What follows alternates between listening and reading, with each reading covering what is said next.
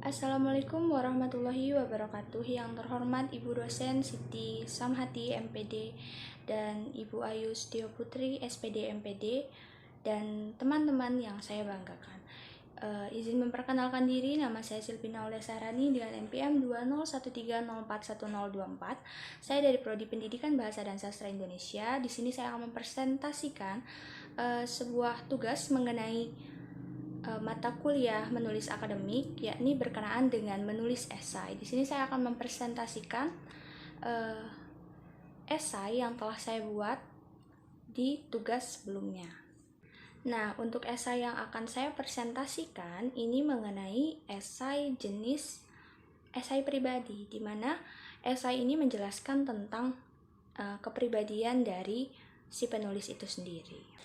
Nah, berikut ini adalah hasil dari esai yang saya tulis dengan judul Silvina Aulia Sahrani. Nama saya Silvina Aulia Sahrani, saya dilahirkan di sebuah kota yang dijuluki Tapis Berseri, yakni tepatnya tanggal 31 Agustus 2001. Sejak saya kecil, saya tinggal di kota kelahiran saya bersama kedua orang tua saya dan 3 orang adik saya. Saya sangat bersyukur dilahirkan di keluarga sederhana dan tentunya sangat menyayangi saya. Saya mengenyam bangku pendidikan pertama kali yakni di TK Nurul Hidayah, kemudian melanjutkan ke SD Negeri 1 Banda Nurip, selanjutnya ke SMP Negeri 2 Sragi, dan pada saat saya SMA, saya bersekolah di SMA Negeri 1 Palas. Keempat tahapan pendidikan tersebut beralamatkan tidak jauh dari rumah saya, karena pada saat itu saya memang tidak pernah diizinkan untuk bersekolah jauh dari rumah saya, tempat saya tinggal. Sejak awal saya bersekolah, saya dikenal sebagai orang yang mudah bergaul, periang, baik hati. Nah, pernyataan-pernyataan tersebut dikatakan oleh kedua orang tua saya, guru-guru saya, serta teman-teman saya. Saya mulai aktif di kegiatan ekstrakurikuler pada saat saya duduk di bangku kelas 7 SMP. Ekstrakurikuler yang saya ikuti pada saat itu antara lain adalah OSIS, Paskibra, Pramuka, Poli, dan Catur. Karena terlalu banyaknya kegiatan yang saya ikuti pada saat itu, sehingga saya mengalami jatuh sakit.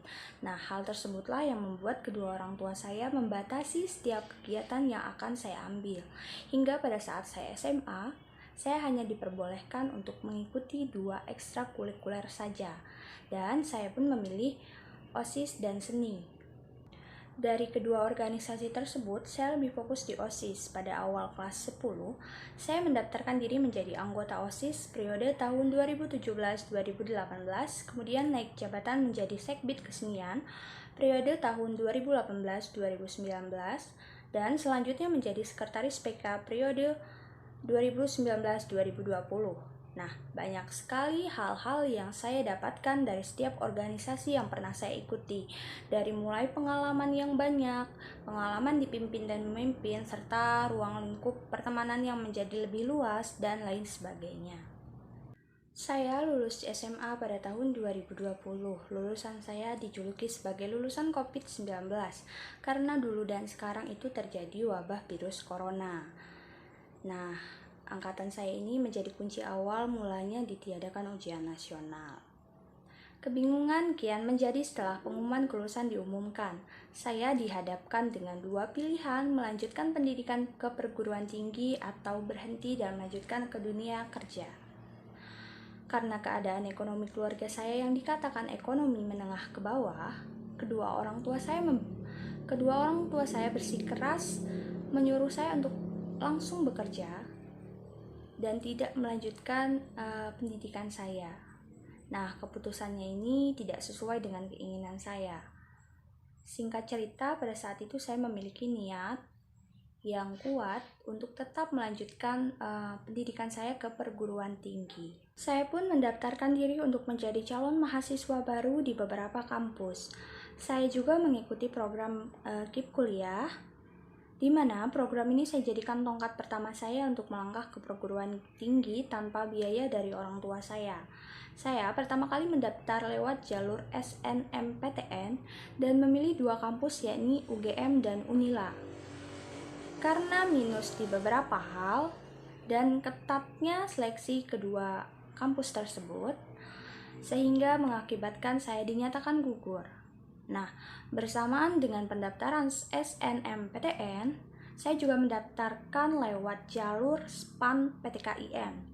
Jalur ini diperuntukkan untuk calon mahasiswa baru yang berniat masuk ke perguruan tinggi keagamaan. Pada saat itu, saya mendaftarkan diri di UIN Malang dan UIN Raden Intan Bandar Lampung. Dan lagi-lagi saya dinyatakan gugur. Nah, ditolak dari 4 kampus dengan melalui 2 jalur membuat saya sedikit down. Saya hampir hilang harapan, saya hampir hilang semangat, dan saya juga sempat putus asa. Tapi saya teringat lagi dengan niat dan tujuan awal saya, yakni membuat kedua orang tua saya bangga dan ingin mewujudkan cita-cita serta merubah perekonomian keluarga saya. Dengan niat dan tekad yang kuat ini kembali membuat saya bangkit, lalu mengatur ulang strategi untuk dapat lolos di salah satu perguruan tinggi. Pendaftaran selanjutnya, saya mengikuti jalur SBMPTN dan memilih 2 prodi di satu universitas saja, yakni Universitas Lampung.